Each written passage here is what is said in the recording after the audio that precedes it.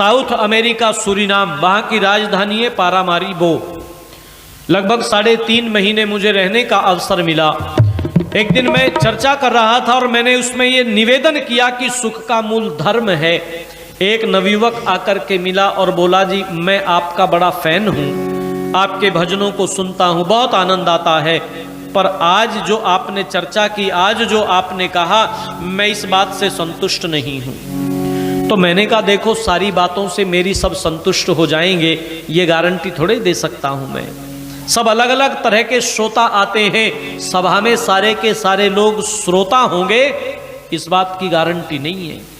कई तरह के लोग होते हैं, एक श्रोता होते हैं जो काटने का ही काम करते हैं। ये कहाँ कुछ गड़बड़ बोलेंगे, वो कमियां ही ढूंढते रहते हैं, यहाँ ये कमी कर दीजिए, यहाँ ये कमी कर दीजिए। विजेंद्र जी ने उनको समय कम दे दिया जी, उनको ज़्यादा दे दिया जी। आप प्रमोद जी आपने ये काम गड़बड़ कर दिया जी, ये काम सुभाष जी आपने कुछ लोगों को कमियां ही ढूंढनी है। वो श्रोता होते, काटने का ही काम करते हैं। और एक सोता होते हैं, वो घर से तो आ जाते हैं लेकिन आते ही सत्संग में भी सो जाते हैं सो जाते हैं। उनको जगाया गया, हाथ लगाकर कूद के, हाँ जी हाँ जी। तो हमने कहा, जी आप सो रहे थे? बोले ना ना बिल्कुल नहीं, सोने वाला ये आदमी कभी नहीं कहेगा कि मैं सो रहा था। ना जी ना, बिल्कुल नहीं सो रहा था। इनसे कहा, तो फिर ऐसे ऐसे क्या कर रहे थे? ऐसे ऐसे। बोले, जी वो तो मैं आनंद ले रहा था, झूम झूम के सुन रहा था। एक सोता होते हैं और ध्यान दीजिएगा, एक चरोता होते हैं। जूते किसके बढ़िया हैं उनका ध्यान इसी बात पर रहता है। चरोता, आप तो आगे बैठे, वो अपनी टूटी हुई चप्पल छोड़ गया और आपके बहुत बढ़िया स्केचर के जूते लेकर के साफ गया। लेकिन एक श्रोता होते हैं जो सुनते हैं, जो गुनते हैं, जो चिंतन करते हैं, जो विचार करते हैं। मैंने कहा, सबको मेरी बात अच्छी लगेगी इस बात की गारंटी नहीं लेता मैं। उसने कहा, नहीं नहीं, यदि आप एक बात ठीक कर लो, यदि जरा सा परिवर्तन कर लो तो मैं संतुष्ट हो जाऊंगा। बताओ क्या कर लूं? उसने कहा, आपने कहा सुख का मूल धर्म है, बस इस ध्यय के साथ में जो मैं लगा हुआ है ना, इस मैं को हटा दीजिएगा और इस मैं को हटा करके इसके जगह पर नए लगा दीजिएगा। समझ गए ना आपको क्या कहना चाहता है? वो ये कहना चाहता है कि सुख का मूल धर्म नहीं है, सुख का मूल तो धन है।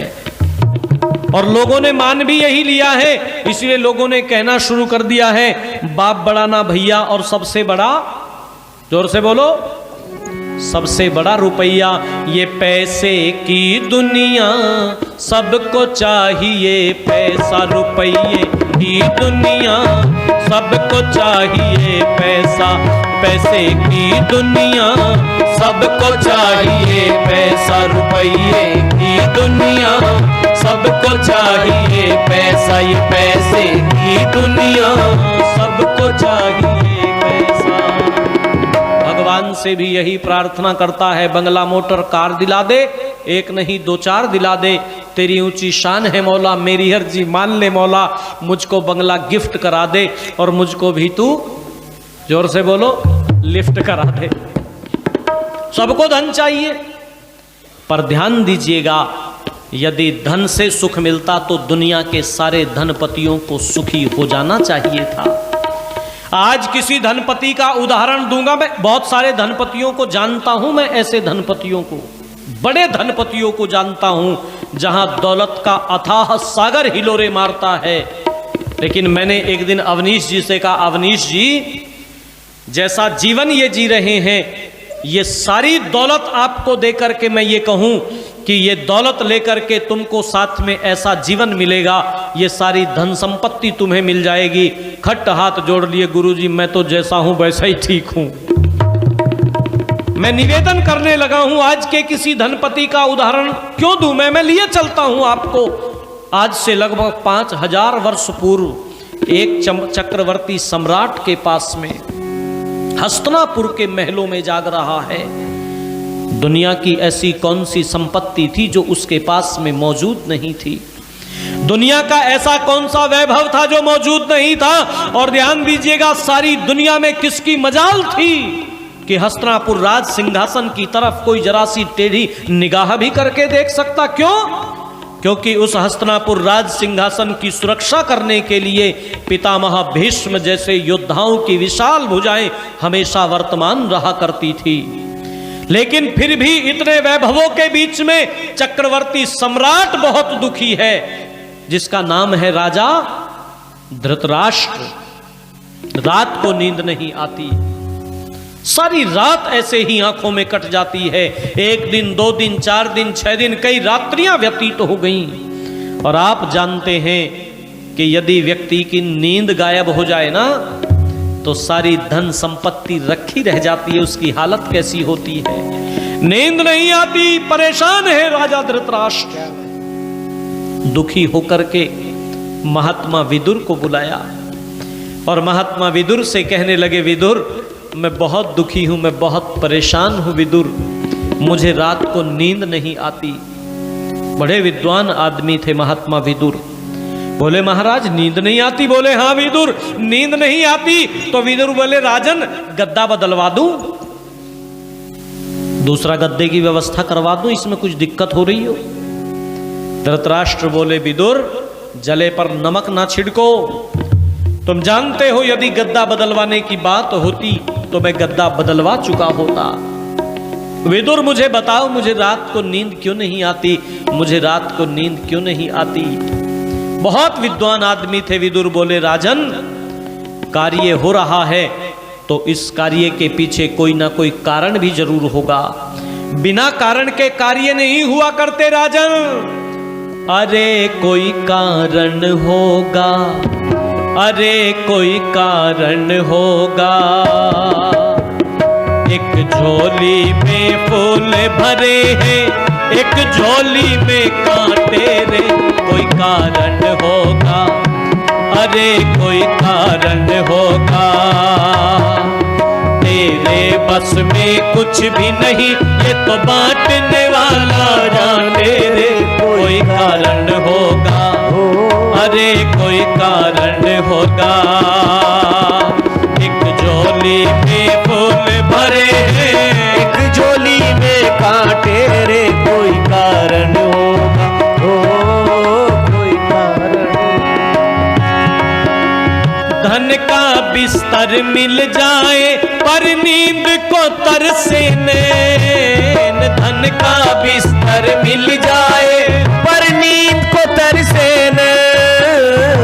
धन का बिस्तर मिल जाए पर नींद को तरसे नैन, कांटों पर भी सोकर आए किसी के मन को चैन, कांटों पर भी सोकर आए किसी के मन को चैन। अरे कोई कारण होगा, अरे कोई कारण होगा।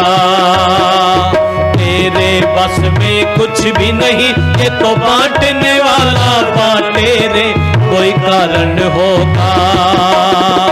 एक झोली में फूल भरे हैं, एक झोली में कांटे रे, कोई कारण होगा, कोई कारण होगा, कोई।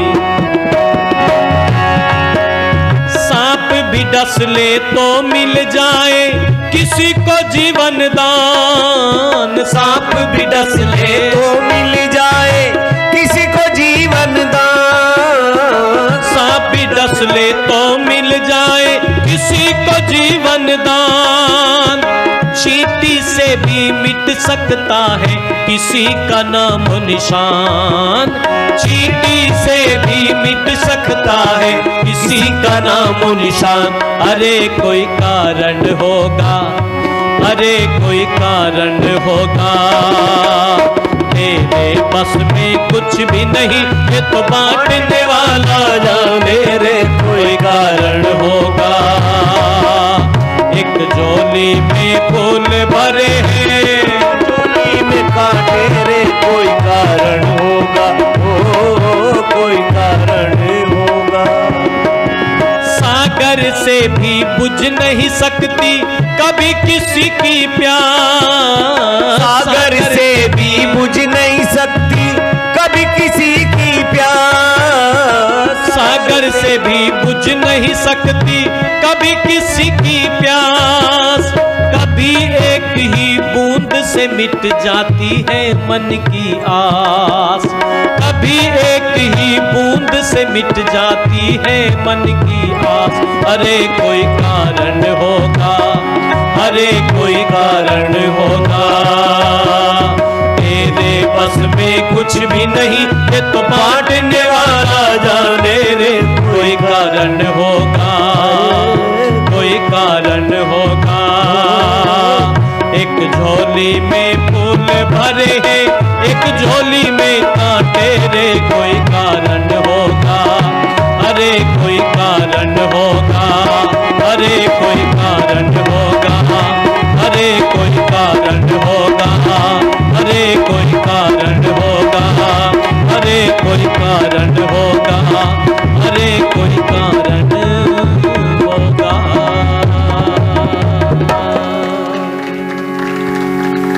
धन का बिस्तर मिल जाए पर नींद को तरसे नैन, कांटों पर भी सोकर आए किसी के मन को चैन। अरे कोई कारण होगा, अरे कोई कारण होगा। बिना कारण के कार्य उपस्थित नहीं हुआ करता। विदुर महात्मा बोले, राजन रात को नींद नहीं आती तो कुछ कारण मैं आपके बीच में प्रस्तुत करता हूं, आपके समक्ष निवेदन करता हूं। जुड़िएगा, मैं निवेदन करने लगा हूं। महात्मा विदुर ने कहा, राजन कुछ कारण है जो मैं आपके समक्ष प्रस्तुत करता हूं। बताओ विदुर, मुझे नींद क्यों नहीं आती? तो बोले महात्मा विदुर बोले, राजन रोगी व्यक्ति को रात को नींद नहीं आती। जरा सा दांत में दर्द हो तो सारी रात आंखों में कट जाती है कि नहीं कट जाती? कितनी कोशिश कर लीजिएगा आप, रोगी व्यक्ति को रात को नींद नहीं आती। और बोले महात्मा विदुर, हे राजन कामी व्यक्ति को भी रात को नींद नहीं आती। और राजन जिसके सर पर कर्ज बहुत अधिक हो, ऐसे कर्ज में डूबे हुए व्यक्ति को भी रात को नींद नहीं आती। सारी रात हिसाब लगाता रहता है, उसके इतने, उसके इतने, उसका इतना ब्याज हो गया, वो तो सुबह ही आ जाएगा, और वो तो बड़ा बेकार आदमी है, इज्जत का गाहक हो जाएगा सुबह आते। सारी रात हिसाब लगाता रहता है।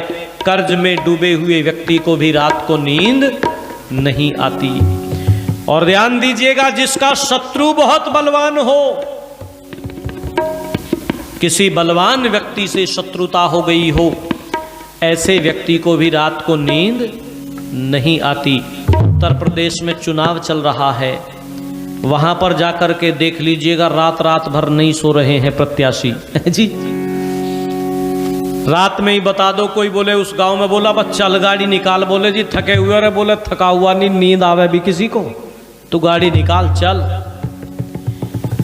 ऐसे व्यक्ति को भी रात को नींद नहीं आती, शत्रु जिसका बलवान हो। और बोले, हे राजन लोभी व्यक्ति को रात को नींद नहीं आती। और जब व्यक्ति लोभी होता है तो धर्मच्युत भी जरूर होता है, धर्म से गिरता है, अधर्म का आचरण करने लगता है। और ऐसा अधर्म का आचरण करने वाले व्यक्ति को भी रात को नींद नहीं आती।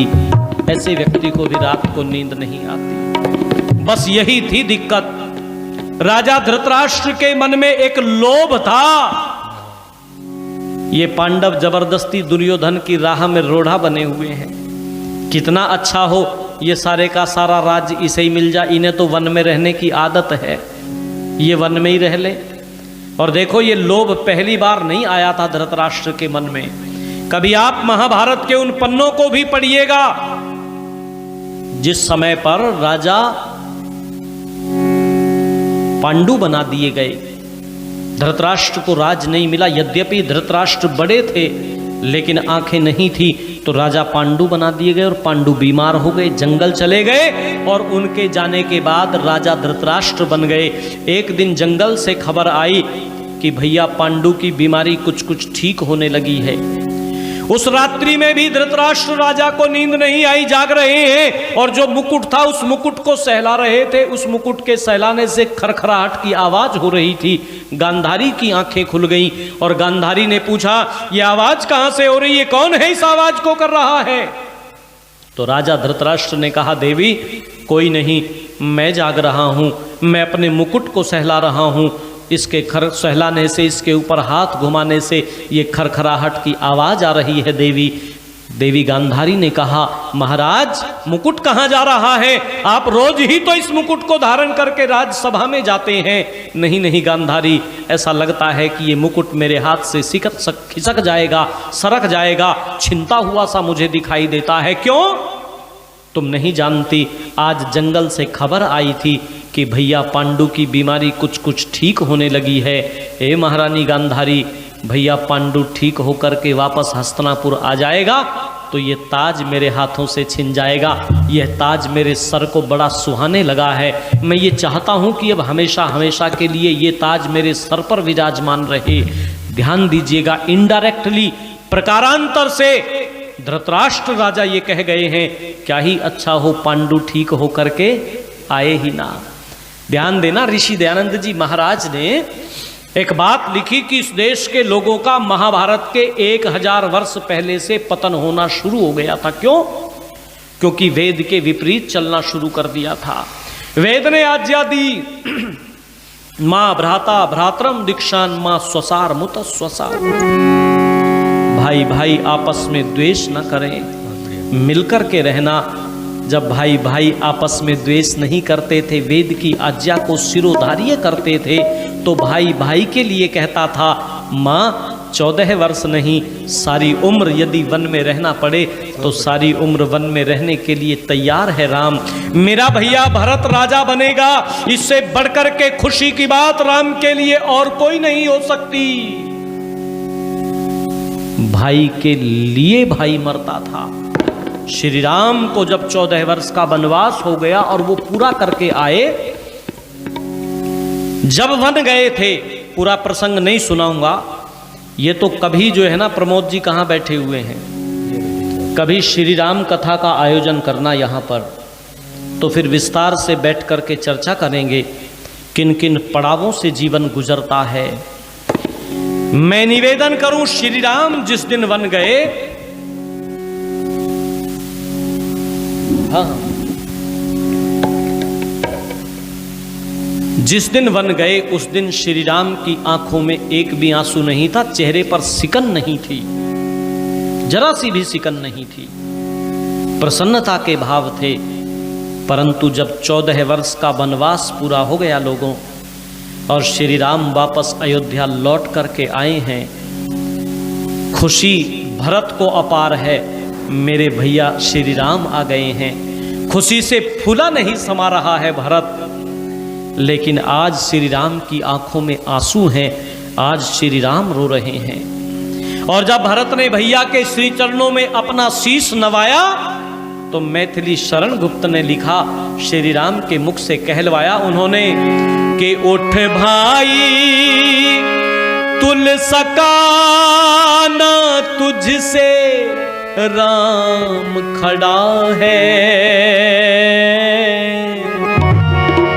तेरा पलड़ा भारी आज भूमि पे पड़ा है। ओ भरत, जिस दिन मैं वन गया था ना, उस दिन भी तेरा ही पलड़ा भारी था, मैं उस दिन भी हल्का था, उस दिन भी तूने सबके मनों को जीत लिया था भरत, आज भी तेरा ही पलड़ा भारी है। क्योंकि जो पलड़ा भारी होता है वो पलड़ा जमीन पर टिका होता है, वो जमीन पर झुका होता है।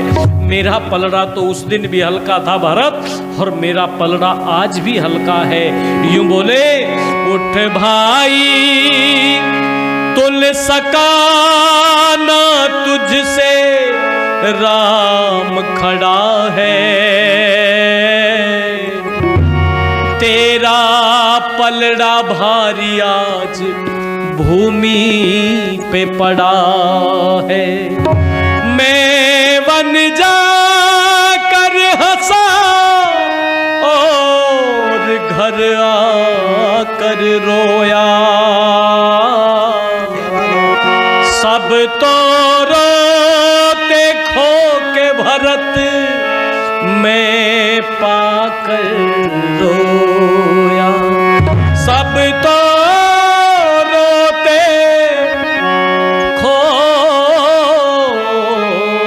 भरत मैं पाकर रोया।